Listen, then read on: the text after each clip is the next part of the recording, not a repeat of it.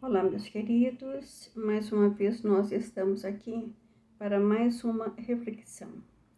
E o nosso tema de hoje é este: façamos concessões.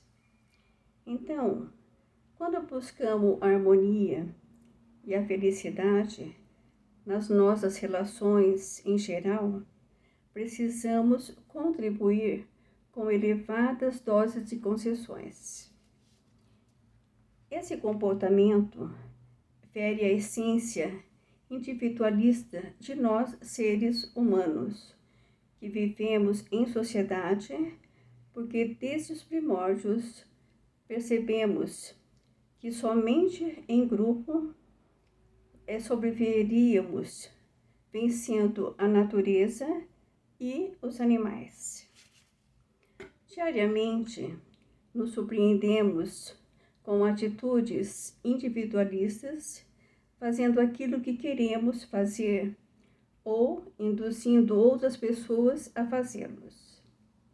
No entanto, para enriquecermos os relacionamentos e promovermos as trocas de conhecimento necessário ao nosso desenvolvimento, precisamos, muitas vezes, ouvir mais do que falarmos.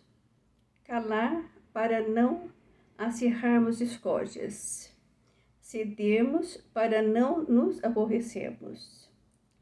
E em outras vezes, num gesto de desprendimento, fazermos do que não gostamos para preservarmos a paz e a harmonia. Se nós pensarmos assim, será muito mais fácil viver em sociedade. Contudo, basta oferecermos a virtude da concessão em benefício da harmonia e do bem comum, facilitando a vida de todos nós.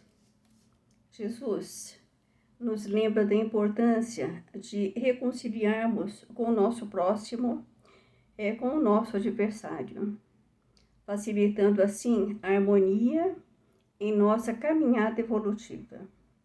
Que possamos pensar e refletir sobre isso, entendendo que estamos aqui para seguirmos juntos com aqueles com os quais necessitamos para aprender e fazermos concessões para vivermos melhor com todos. Ninguém aprende sozinho e sabemos que o próximo é o espelho que reflete o que temos de melhorar em nós. Então, gratidão a todos. Até a próxima, se Deus assim nos permitir. Amo vocês. Fiquem com Deus. Até lá.